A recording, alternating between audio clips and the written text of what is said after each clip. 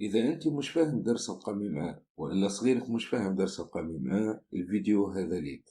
إذا القميم A أو كما يعرف بالقاسم المشترك الأكبر هو أكبر عدد صحيح يقسم عددين أو أكثر دون أن يترك باقيا. مثال: القميم A للعددين 45 و 30 يساوي 15. 15 هو القاسم المشترك الأكبر، أي يعني 15 هو أكبر عدد يقسم العدد 30 و 45 في نفس الوقت. السؤال المطروح: ما هي الطرق العملية لإيجاد القاسم المشترك الأكبر؟ باهي، باش نلقوا القميم A عنا برشا طرق، لكن في الخدمة عنا زوز طرق كبار يلزم التلميذ يكون فاهمهم. الطريقة الأولى: نقوم بتفكيك كل عدد إلى جذع عوامل أولية، ثم نأخذ العوامل المشتركة بينهما بأصغر دليل قوة. هون شنو المقصود بعوامل أولية؟ الأعداد الأولية هي الأعداد الطبيعية الأكبر قطعا من واحد، والتي لا تقبل القسمة إلا على نفسها وعلى واحد فقط. مثال: عندنا 2 عدد أولي، 3 5 7 4 ما نجمش يكون عدد أولي لأنه يقبل القسم على 2. 6 كذلك تقبل القسم على 2 وعلى 3، وهكذا تولينا 11 13 17 إلى آخره من الأعداد الأولية. مثال باش نفهم الطريقة، باش نحسب القميم للعددين 72 و 60. نبدأ. 72 نفس الخط هو يقبل القسم على 2 لأن رقم أحده زوجي، إذا 72 على 2 تعطيني 36. كذلك 36 تقبل القسم على 2، رقم أحدها زوجي، يساوي 18. 18 على 2 تساوي 9. 9 لا تقبل القسم على 2، لكن إذا نمر إلى الرقم 3. 9 تقبل القسم على 3. 9 على 3 تساوي 3. 3 على 3 تساوي 1. وبالتالي 72 تساوي 2. هوني 2 تعود 3 مرات، إذا 2 قوة 3 في 3 قوة 2. العدد 60 يقبل القسم على 2. 30. 30 على 2 تساوي 15.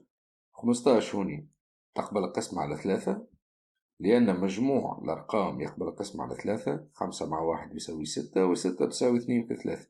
إذا 15 على 3 تساوي 5. 5 ما يقبلش القسم على 2، ما يقبلش القسم على 3، يقبل القسم على 5، يساوي 1. وبالتالي 60 تساوي 2 قوة 2، بحكم 2 هون تعودت مرتين، 2 قوة 2 في 3 في 5. به، إذا بعد ما فككناهم إلى جذع عوامل أولية باش ناخذوا العوامل المشتركة اللي هما 2. عندي 2 قوة 3 هوني، وعندي 2 قوة 2 هوني. كذلك عندي 3 قوة 2 وعندي 3. الخمسة غير موجودة هوني، ما ناخوهاش. إذا ناخذ العوامل المشتركة بأصغر دليل قوة. إيش معناه؟ معناه هوني عندي 2 قوة 3 وهوني عندي 2 قوة 2. أصغر دليل قوة هو 2، لأن 2 أصغر من 3. ناخذ 2 قوة 2.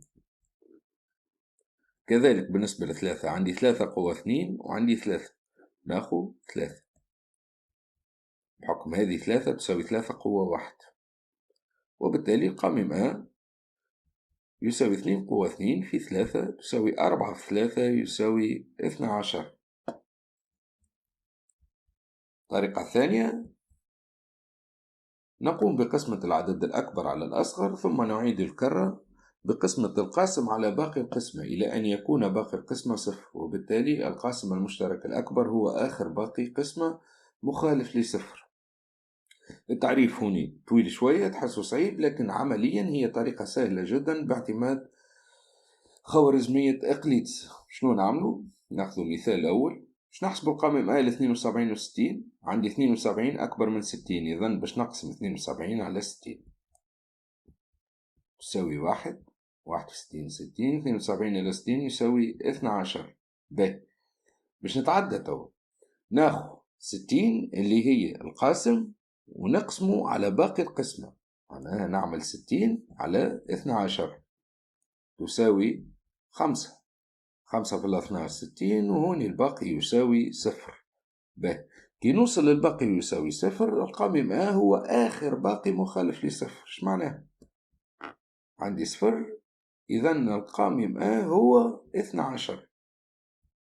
إذا القائم A ل60 و 72 يساوي 12. هوني تحصلنا على نفس النتيجة، إما بالطريقة الأولى أو بالطريقة الثانية. باش نزيد ناخذ مثال آخر باش نفسر الطريقة الثانية مليح. القائم A للعددين 84 و 30. أول حاجة 84 أكبر من 30، إذا نبدأ نقسم 84 على 30 يساوي 2. 2 في 30 يساوي 60، وهوني الباقي 24. العملية الثانية شنو باش تكون؟ باش ناخذ القاسم اللي هو 30 ونقسمه على باقي القسمة. 30 على 24 تساوي 1، والباقي هوني 6. كذلك ما زلت موصلتش للصفر، نزيد نقسم مرة أخرى 24 اللي هو القاسم على باقي القسمة. 24 على 6 يساوي 4، وهوني الباقي 0. وبالتالي القمة هو آخر باقي مخالف لصفر. إذا القمة للعددين 84 و 30 يساوي 6. إن شاء الله يكون الدرس عجبكم، وإذا عجبتك الفيديو ما تنساش تعمل جيم وبارتاج. ميرسي.